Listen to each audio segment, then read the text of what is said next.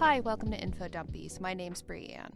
I'm autistic, I have ADHD, my pronouns are she, her, and when I get a craving for a refreshing, crisp cigarette, you know I only reach for my Morleys. As you know, more doctors smoke Morleys than any other cigarette brand by national survey. Morleys, a crisp, refreshing, cinematic smoke.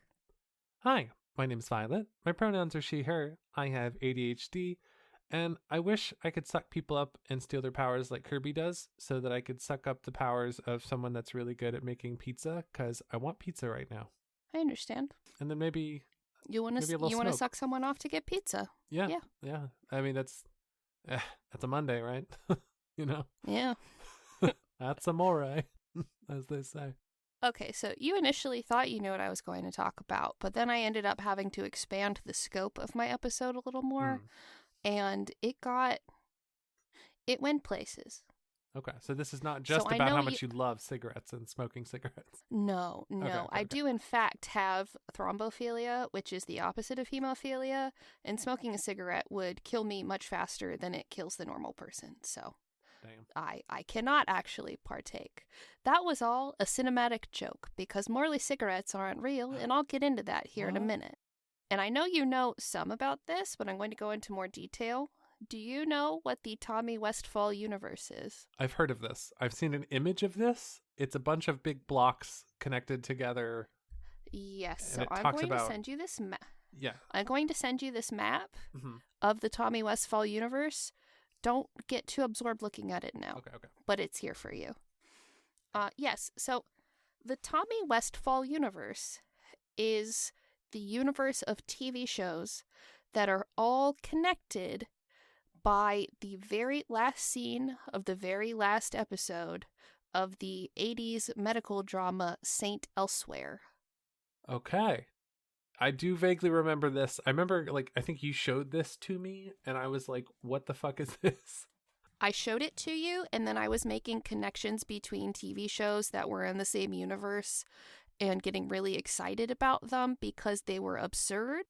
Yes, every now and then I will think about shows that have these connections and then go, oh my god, that's in the same universe. Every now and then, the autism and ADHD just randomly do that when I'm supposed to be making a doctor's appointment or something.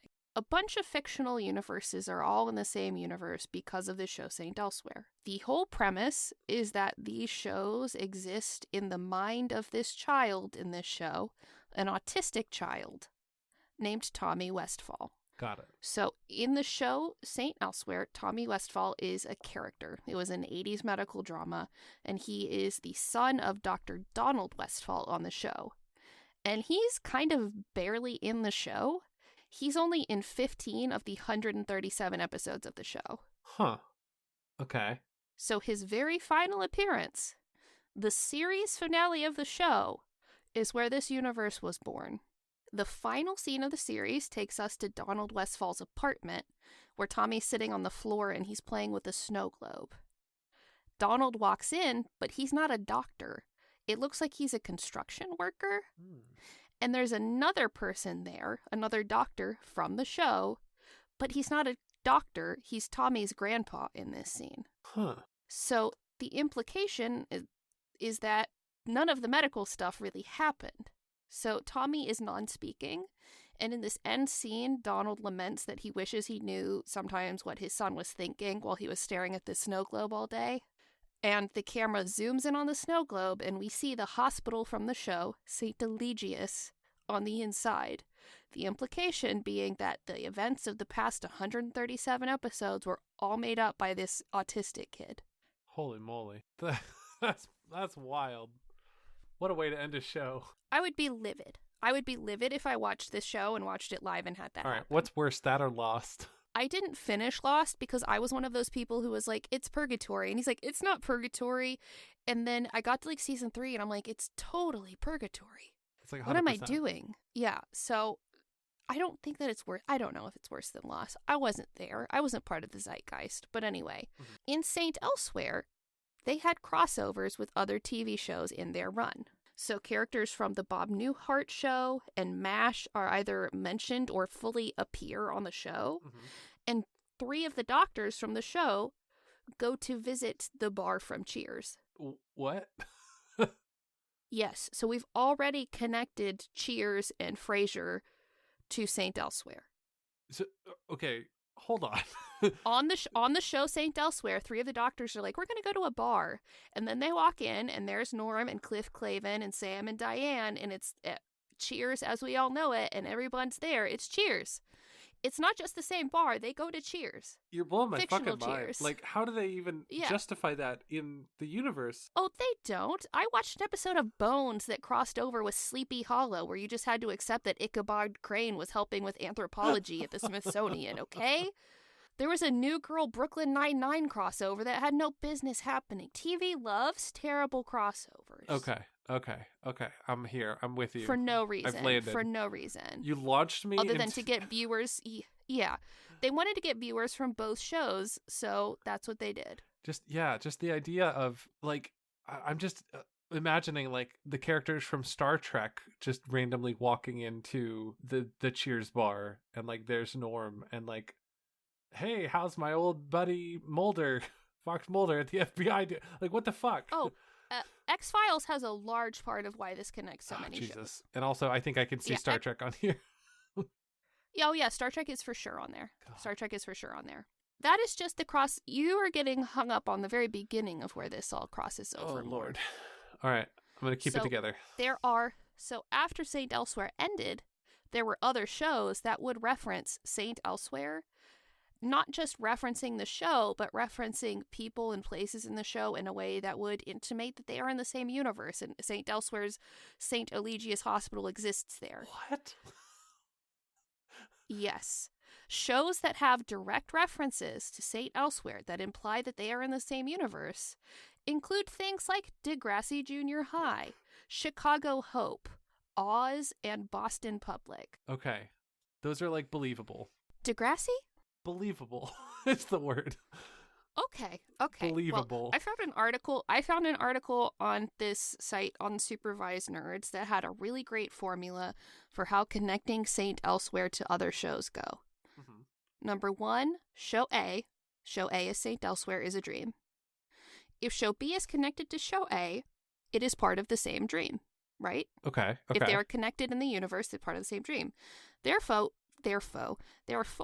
if show C is connected to show B, it is part of the same dream. This little paradigm of logic. So show D is also part of the same dream as show C, and so on and so forth. And so on and so forth. You can continue this loop. So their article, which I'm directly using an example from their article. I don't want anyone to think I made this up. In this article, they use Cheers as an example. If the doctors from St. Elsewhere visit the VAR from Cheers, and Frasier is a spin-off of Cheers. Wait, is it? And that, oh yeah, Frasier is in Cheers. You haven't watched Cheers, huh? No. I thought it has him and his wife that he divorces when he moves to Seattle. I haven't watched Frasier either. That's probably part of the problem. Oh, I had no idea they were related. Frasier. I watched more Frasier than anything else. Okay. Like, that was Frasier's fun. You would enjoy Frasier. I need to watch it. Yeah. So on Frasier, he has his show where he's a therapist on the radio, right? And people call in.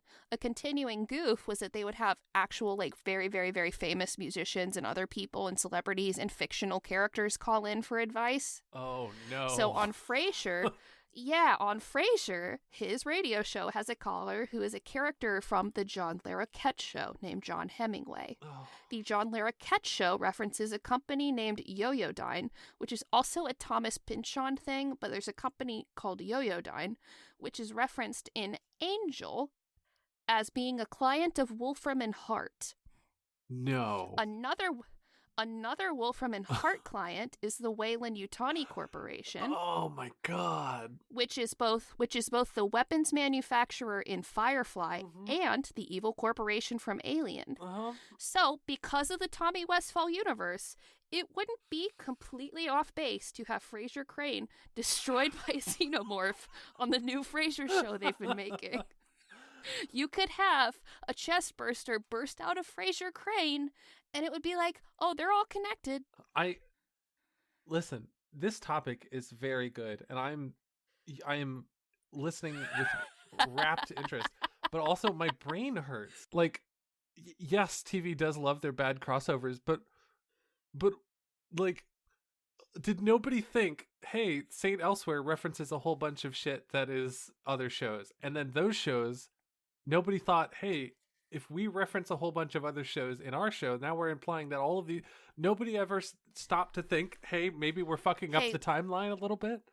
As someone who writes something where I reference a lot of pop culture stuff, I guarantee you they're not thinking about that. I'm just thinking funny, make funny happen. Funny reference, make funny time. This is exactly why we cannot have time machines. This is exactly why. Right? This is exactly why the person who did invent a time machine made it so nobody else could. That's why it's not so possible. your mind is already blown, and X-Files is going to blow this thing wide open. Blow my what wide open? Blow your beauty's void. My beauty's void. Okay. Your beauty's void. I'm ready. Bust it open. Okay. As if it wasn't wild enough, X-Files came in and busted open. 133 million light years wide. Yes. So Morley Cigarettes is a fictional brand of cigarette based off of Marlboro. Morley is derived from the old nickname for Marlboro, Marley's. So in keeping with the Frasier connection, Morley cigarettes also appear in Frasier. Okay. These cigarettes were first seen in the movie Psycho in 1960. Okay. Their first TV appearance was in The Twilight Zone in 1961 in an episode entitled Static, where radio ads for Morley's are heard several times in the episode. Oh, interesting. So Morley's appear not just as the physical box of cigarette, but they're also like in a display, like on a sign in Cyberpunk 2077. Yeah. Okay. So they also appear in the very iconic 1963 episode with William Shatner, Nightmare at 20,000 Feet. That's the one where he's like, there's a man on the wing of the plane. Oh, yeah. Yeah, the Twilight Zone episode. Yeah. Yeah. So these cigarettes became a real favorite of prop masters because they liked using this fake brand for the simple reason that these people didn't want to get fucking sued for looking like they were promoting a particular brand of cigarettes or defaming a particular brand of cigarettes. Yep. So if you have a villain smoking these, like I don't know if it was actually Norman Bates smoking these in Psycho, but the brand could say, hey, you had the guy killing people in their showers smoking our cigarettes and we looked very bad. Oh, yeah. Or it could be you're promoting this cigarette brand. This was actually a cigarette advertisement, and we're very litigious about how cigarettes get advertised. And you did a sort of advertisement. So the fake brand helps keep people safe. Yep. So here's where the multiverse comes in. Oh, Lord. In X-Files, there is the character, the cigarette-smoking man. He smokes Morley's. Of course he does. Yes. In the Season 7 episode, Brand X, the cigarettes are infested with a mutant strain of tobacco beetles that survive the smoking process and lay eggs in the lungs of smokers. Spoilers. So, by making this brand not just a throwaway thing, but something that exists in this universe as a functioning entity with its own like history and stories, that would mean that universes that have like other shows that have Morley cigarettes must have a Morley cigarette production sort of facility, and that Morley cigarettes also connects all of the shows that are in it. And lots of these shows are also already in the Tommy Westphall universe without the Morley cigarettes being added. So you can see there's a wing on the map where you can kind of see with X-Files where Morley cigarettes connects more things. Yeah, absolutely. Okay, so now here's a question. So if there's a Season 7 episode where there's weird beetles in the cigarettes, does that mean the weird beetles also exist in shows that are connected to the X-Files, potentially?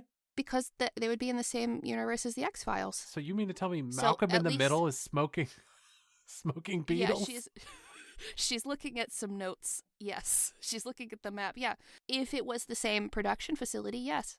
Pulling my fucking mind right now. So there are variations of the Morley package. One has an Etruscan horse design on the front. Mm-hmm. One looks like Marlboro Reds, and one looks like Marlboro Lights. Mm-hmm. So since the shows with Morley cigarettes must be connected to St. Elsewhere as well, let's just list some of the shows that only have Morleys, right? Uh-huh. These are some shows that have Morleys. Beverly Hills 90210, Frasier, ER, Buffy, That 70s Show, Malcolm in the Middle, Criminal Minds, Heroes, Breaking Bad, Lost, Cyberpunk 2077. it is an enormous list of shows. That's a lot, yeah. So this connects an entire wing of the Tommy Westphall universe. So I've included the map of the Tommy Westphall universe in my notes, and it is just a very comprehensive map of all of these shows and how they're connected. And it's really fun if you're a nerd about media and you notice little details about things, and you notice these little crossovers, and you notice the references. It's lots of fun. I would like to kind of look at the map and just kind of ponder some of the shows we have that are present in these universes together, because some of these shows being in the same universe is extremely, extremely funny. Yeah, absolutely. Like, now, here's one that I have a question about, actually. Sorry, X-Files and CSI, directly connected? Is that Morley's again? I believe on the list, I also saw that was like CSI New York has Morley's, which then would connect the other CSIs to everything, because all the CSIs exist in the same universe. That makes sense. Wow, okay, so this is a big sheet. I mean, seeing like Arrested Development, all of the Law and Orders. God, I mean, there's Sabrina the Teenage Witch. There was a big crossover with Homicide: Life on the Street, which connects like a very weird branch of this. So that's where, let's see, Boy Meets World is in the same universe as Doctor Who. Veronica Mars is in the same universe as several of these. Okay, so Veronica Mars was interesting. I actually learned from researching this that there's an episode of Veronica Mars where they have a wanted poster in the sheriff's office that she looks at that is actually just a wanted poster for one of the lone gunmen from the X-Files. That's wild. And in Veronica Mars, I believe Weyland-Yutani also exists. Oh, so yeah, it gets so fucking wild. So Walker Texas Ranger, same universe as Maud. Yep. And Alien. So B. Arthur could have interfaced at some point with the xenomorph. The Brady Bunch. The Brady Bunch is on here. The Brady Bunch is in the same universe as fucking xenomorphs. Yeah. What? And let's see. The Brady Bunch is also in the same universe as Battlestar Galactica. Yes. Oh my god. Okay, so here's a connection. So there's a show, the John Larroquette Show. It's directly connected to Star Trek: The Next Generation. How? Okay, let me find this branch. Yeah, because that is... Let me find this branch. Yeah. So it's just under Angel, which is also directly connected somehow. Let's see. Where is that? Give me directions from the St. Elsewhere Homicide: Life on the Street. Which direction am I going? The St. Elsewhere Homicide Crucifix, you're going to go up and to the left a little bit. Up and to the left a little bit. Yeah.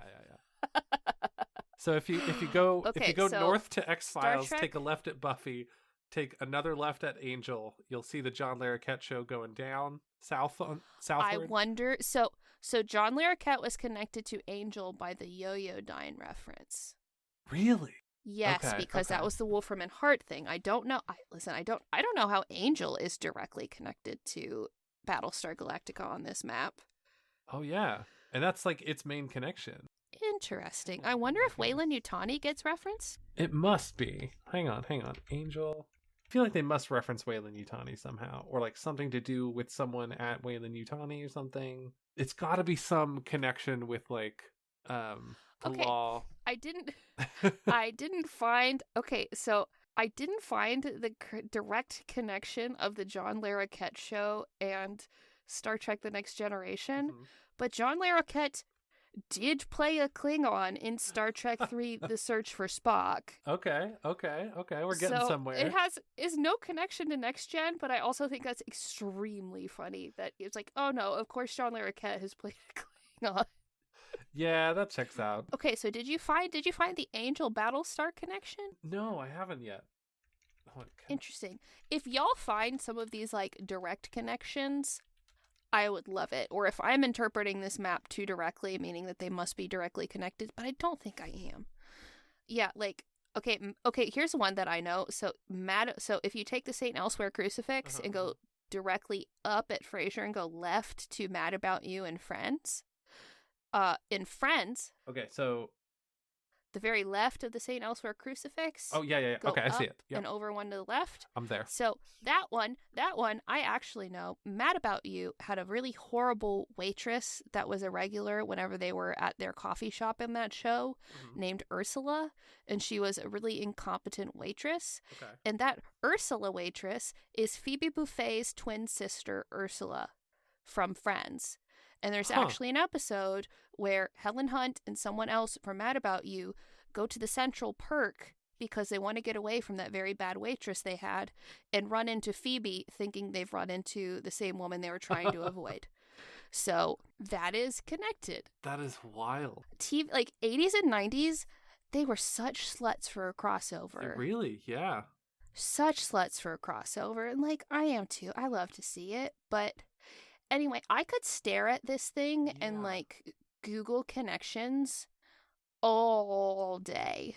It's so funny to me. And then to take things from very like opposite ends of this and understand they exist in the same universe. Yeah. Like the Dick Van Dyke Show has a weird number of connections. A show called Hi Honey I'm Home has tons of connections. What is Hi Honey I'm Home? I don't know. I bet that one was cashing in on crossovers too. Yeah, let me look this one up. Hi Honey I'm Home. It was only 13 episodes? Are you kidding me? How did they do this? It can't be only 13 episodes. Sorry. Okay, hang on. Hi Honey I'm Home had 13 episodes, and they have connections to Leave It to Beaver, The Dick Van Dyke Show, Gomer Pyle USMC, The Cosby Show, The Lucy Show, The Honeymooners, The Many Loves of Dopey Gills, The Mary Tyler Moore Show, The Munsters, Get Smart, Hazel, My Mother the Car, whatever the fuck that is. My Mother the Car? My Mother the Car? Hi Honey, I'm Home, My Mother the Car. I mean, there's more. They have more connections than episodes. What the fuck? What did they do is the thing. I don't know. Okay, Hi Honey, I'm Home also includes Julie Benz, aka Darla from Buffy and Angel. Okay. It lasted 2 seasons? Oh, Hi Honey, I'm Home? Okay, yeah. I saw it was 1 season of 13 episodes. Or I might be wrong. Oh, maybe not. Maybe I'm looking at a thing wrong. So, it is only 13 episodes. It was part of the TGIF lineup, but I was a toddler. Okay, the thing that's confusing me is this came out in 1991, 1992, and all of the shows that it is connected to are 60s shows. Oh, it was made to look like a 60s sitcom. 1950s American sitcom family participates in the sitcom relocation program and are transported to 1990s suburbia. Okay, I kind of want to watch this now. Watch this now. It also really explains the crossover potential of that because they are a sitcom family. Okay. I'm understanding this more. So, episode 1. That confused me. Yeah, episode 1 has Gail Gordon from The Lucy Show. Episode 2 has Barbara Billingsley from Leave It to Beaver. There's 2 characters from The Honeymooners in episode 3. Okay, so every episode has a call out, basically. Somebody. Okay. Yes, every episode has a guest star. Wow. Oh, I saw one. It has Alice from the Brady Bunch. I just looked at a picture. Oh, okay. Yeah, that'll do it. It has Alice from the Brady Bunch. Looks like she's promoting a book. What is happening? Anyway, yeah. So that's a wild one. No. Oh my God. I could go down so many rabbit holes with this. So that's why Hi Honey I'm Home has so many connections. Oh my God. And like the Fresh Prince of Bel-Air has 1, 2, 3, 4, 5, 6 direct connections, I think. Maybe 5. Oh, interesting. Yeah. Batman. The Facts of Life. Batman's directly connected to Hogan's Heroes? Okay, I have to look that one up too. So Hogan's Heroes. I bet there was a comic crossover I don't know about. Yeah, you're probably right. Hang on. Hogan's Heroes, Batman crossover. Colonel Klink from Hogan's Heroes meets Batman and Robin in an episode of Batman. Wow, in 1966, it was like old school Batman. Yeah, it was like, and Batman also has a connection to Green Acres is also connected to Hogan's Heroes. Modern Family? Well, anyway, y'all, this is a fucking wild list that I just love. Like, I I was getting lost looking at some of these, like the connections of the Adventures of Superman being connected to, I don't know, The Office. Or the Seinfeld show. I don't know why I called it the Seinfeld show. Just Seinfeld. The Seinfeld show. The Seinfeld show. Yeah, just absolutely absurd things that are in the same universe. So when that article talked about Alien and Frasier being the same universe, I'm like, oh my god, Frasier, please be careful. Watch out for xenomorphs. Yeah, absolutely. Hitchhiker's Guide to the Galaxy is on here. How do you reconcile Hitchhiker's Guide to the Galaxy and Star Trek being in the same universe? Oh, easily. Easily I can. Let's see. I just want to give you a couple more really fun connections before we close it out, because so there's only 5, 1, 2, 3, 4. There's only 4 degrees of separation between Hitchhiker's Guide to the Galaxy and Buffy the Vampire Slayer. Let's see. There's only 4 degrees of separation between Cheers and Heroes. Oh my god. Oh my god. There's only 3 degrees of separation between MASH and ALF. ALF. So a pussy-eating alien could exist in the same could enjoy a martini with BJ Honeycutt. Yeah. ALF, Bob Newhart Show, Saint Elsewhere, MASH. Okay. I do not know where they're referencing ALF, but in Saint Elsewhere, they reference a colleague, Dr. BJ Honeycutt, who is from MASH, and that is, yeah. It's wild. It's just Walker, Texas Ranger. Everybody Loves Raymond is on here, and so is the King of Queens. Oh my god, which corner? It's very close to Saint Elsewhere. It's bottom right corner of the crucifix of Saint Elsewhere. Interesting. Yeah. Okay, so Bob Newhart Show to Murphy Brown. To either Can't Hurry Love or High Society. Yeah, to The Nanny. And The Nanny is what connects Everybody Loves Raymond, King of Queens, Becker, and... Oh, it just says Cosby. I guess there was a separate show just called Cosby? Oh. And then The Nanny is connected to The Simple Life? Like with Paris and Nicole? Sorry, that one's what? not even fiction. What? Hold on. There must be another show that is called The Simple Life. Surely they did not put that on this list. That can't be. I mean, I know it's reality TV, so it's staged, but like... No, surely there is some other thing that connects things like 2 Guys, a Girl, and a Pizza Place that is 1, 2, 3... Okay, there is. Away from... Okay, so The Simple Life is a 1998 TV series, American sitcom starring Judith Light, which aired on CBS. Judith Light stars as a Martha Stewart-like TV star who decides to move her TV show from Manhattan to a rustic farm in upstate New York. So if you search The Simple Life 1998, you'll probably get there. Okay, that makes way more sense. Yeah, I know. I was going to say, what the fuck? Okay, yeah. This checks out. So Veronica Mars is only 1, 2, 3 steps away from the 1960s Mission Impossible TV show. But anyway, y'all, we could keep making steps in this all day.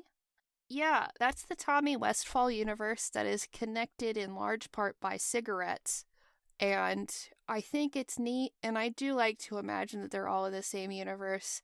And I really need Frasier Crane to not go into space. It can't be good. There's xenomorphs out there, Frasier. Don't do it. Yeah, that's wild. My mind is like actually blown right now. I think I might need to go lay down.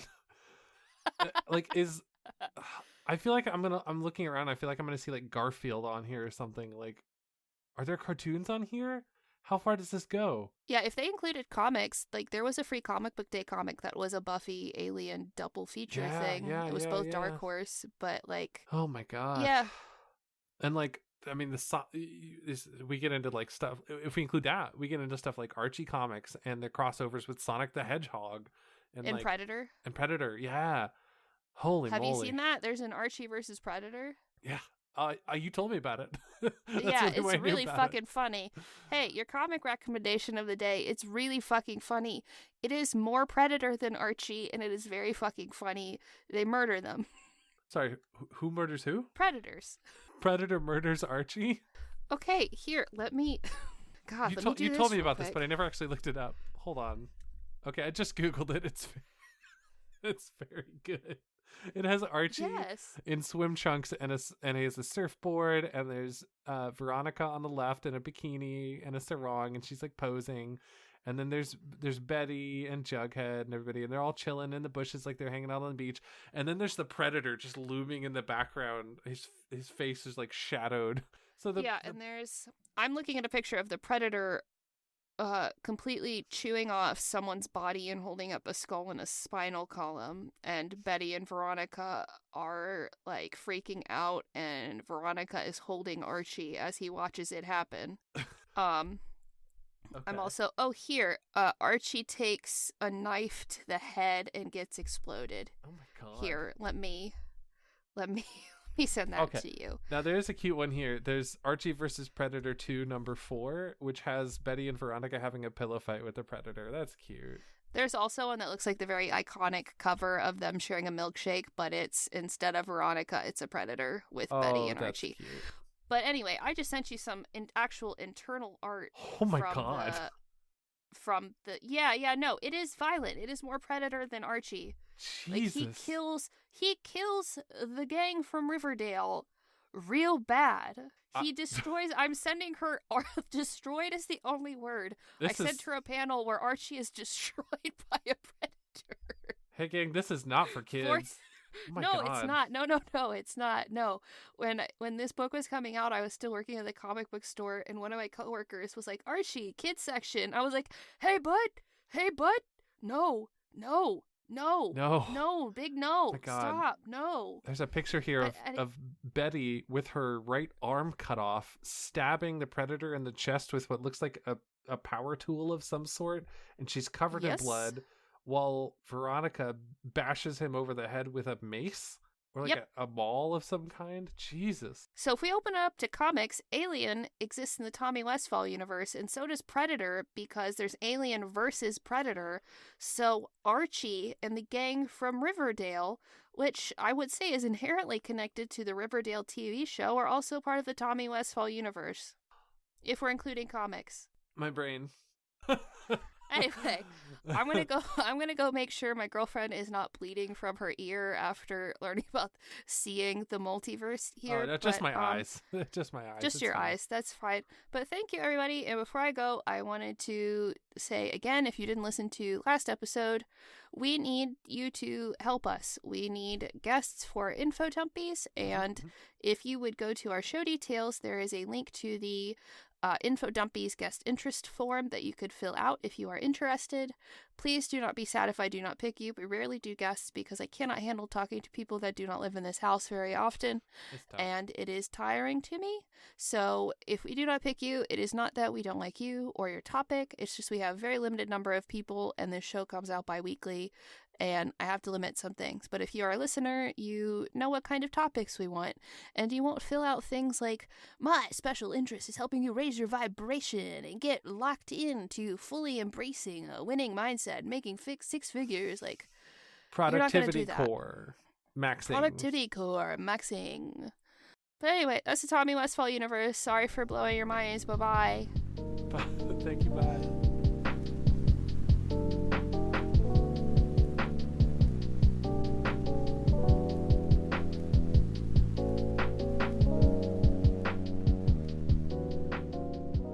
This is actually a super important housekeeping section, so before you go to your next podcast episode of, I don't know, The Adventure Zone or something, I have some important stuff. But first, I would like to thank our Patreon supporters: Dave Perrell, Steve Vernacki, Megan E., Carl Brooks, Natasha Neves, Lace Ann, Gus, Lucy, Helen Clifford, B. Trossler, Kelly Brennan, Sewing Seraph, Rachel Rachelson, Fintago, and Randy Lovings. And now, you'll notice that some of you got your name said, and you don't usually get your name said in the housekeeping section. And that's because we're fucking changing the Patreon. It's all good, and this is going to be good news for you, even if you are not one of our Patreon supporters. Because now, everyone can come hang out in the Discord server. everyone. I'm going to have the link in the show details, and if you are chill and you want to hang and you want to do body doubling and craft time and all sorts of other fun stuff with us, you can come do that, and you don't have to support us on Patreon. And with everything going on, especially for American listeners, I feel like having a space where there are other autistic and ADHD people, and most people are queer, it's like those spaces are important. So if you want to come hang out with us on Discord, just go to the episode details and you can go follow that link and come hang out with us, and it's going to be a really good time. As of me recording this, Violet and I will be playing a detective game called Shadows of Doubt later. I've never played it. I'm told I can name the buildings and streets anything I want, so it's going to get pretty fun just naming things. But yeah, I want to say a special thank you to all of our Patreon supporters, and I would like to invite all of you to come hang out with us on Discord.